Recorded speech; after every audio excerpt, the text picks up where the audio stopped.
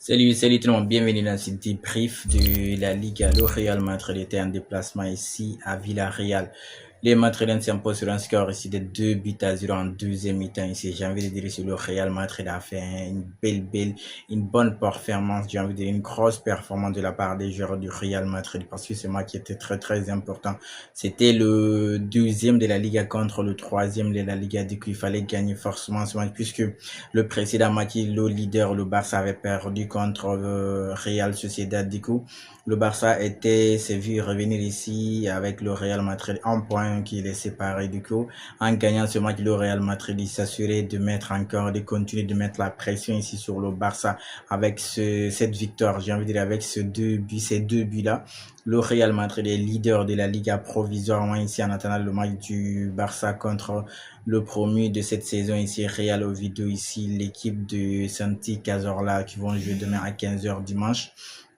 Le Real Madrid a fait le job vraiment ici en première mi-temps. Déjà, ils sont sortis sur un score de 0 but partout.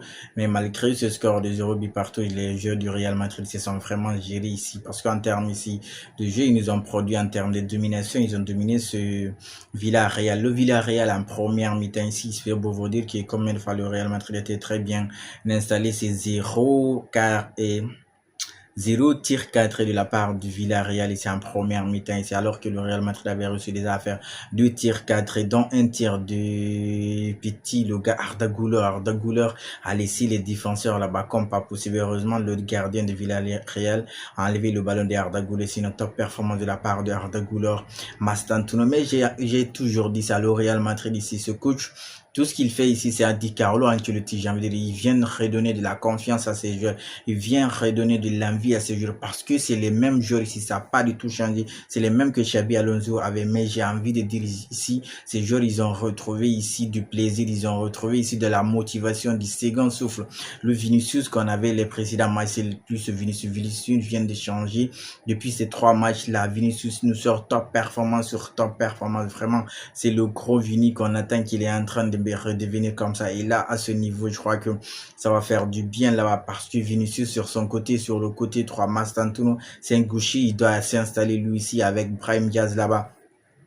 Si Arbeloa arrive à très bien faire et maintenir ce classement sur ce 11 type-là, j'ai envie de dire ici actuellement, en attendant le retour peut-être de Rudiger, même si Rudiger revient, je crois que Asensio et le gars d'Innocent peut continuer à être ici et il est leader ici de la défense du Real Madrid. Ici, top performance de la part de joueurs. Waouh! Mais j'ai envie de dire ici, c'est les mêmes joueurs, mais c'est plus le même engouement, c'est plus le même pressing. Le pressing du Real Madrid actuellement, c'est très coordonné ici. Tout le monde presse, tout le monde court. C'est ce que Xabi Alonso avait demandé aux joueurs du Real Madrid. Il disait, celui qui court pas, il joue pas. Mais là, j'ai envie de dire ici, ces joueurs-là, ils ont envie même de courir pour Arbeloa ou de courir pour le club. Je sais pas. En tout cas, ils sont motivés. Ils pressent le Real Madrid. J'ai vu Vinicius pressé, Bellingham pressé. Et comment il s'appelle, Kylian Mbappé est pressé ici. Arda Güler, on n'en parle même pas. Et Mastantuono, la même chose. Plusieurs fois, ils reviennent aider ici. Valverde qui dépend sur le côté comme latéral droit. Lui aussi nous sort des matchs pas possible ici.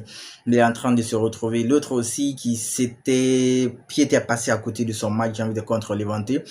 Et Kamavinga, le précédent match en Ligue des Champions, il a joué comme latéral. Nous a sorti une top performance. Là aussi, il est milieu, mais le match encore qui nous a sorti. Waouh, Kamavinga. Il est en forme, j'ai envie de dire ici. J'ai pas vu Tchouaméni. Qu'est-ce qui s'est passé avec Tchouaméni? Je l'ai même pas senti ici l'absence de Tchouaméni. Vous imaginez? Eduardo Camavinga, Arda Güler, Bellingham, ceux qui étaient au milieu là-bas. Tchouaméni n'est pas du tout sur cette feuille du match. Je sais pas, il a quel problème. Tchouaméni, ok, suspension. Accumulation de cartons jaunes pour Tchouaméni. En deuxième mi-temps, ils sont rentrés avec les mêmes motivations, les mêmes dominations. Et c'est même pas ici à la 46e, 47e minute. Non, c'est ça. Ils ont marqué le premier but du Real Madrid ici à la 47e minute. Ouais, je dis pas de bêtises, c'est ça bien. 47e minute ici sur un travail là-bas de Vinicius qui a centré et malheureusement ici le champion d'Afrique, j'ai envie de dire ici, qui a été déjà célébré juste avant ce match. J'ai oublié cet état de fait ici. Pape Gueye, le champion d'Afrique avec le Sénégal au Maroc 2025. Ici, il a été célébré sur la pelouse de Villarreal. Vraiment, ici, ça fait du plaisir, ça fait boum au cœur de voir comme ça ici la compétition africaine ici célébrée ici en Europe. Vraiment, ça fait du plaisir parce que là, Pape Gueye, le match, la CAN qui nous a sorti, lui aussi, wow. J'ai même eu peur quand il avait le ballon face au Real parce que j'ai vu les frappes de Pape Gueye. Heureusement, il a été empêché.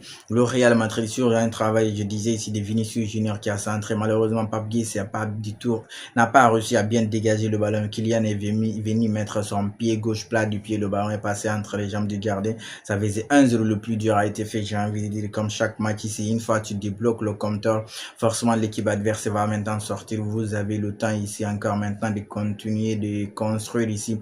Real Madrid a continué avec le même rythme, ils n'ont pas baissé, même s'il y a eu des frayeurs vers la fin de la première et 12e mi-temps, les 86, 87e minutes ici.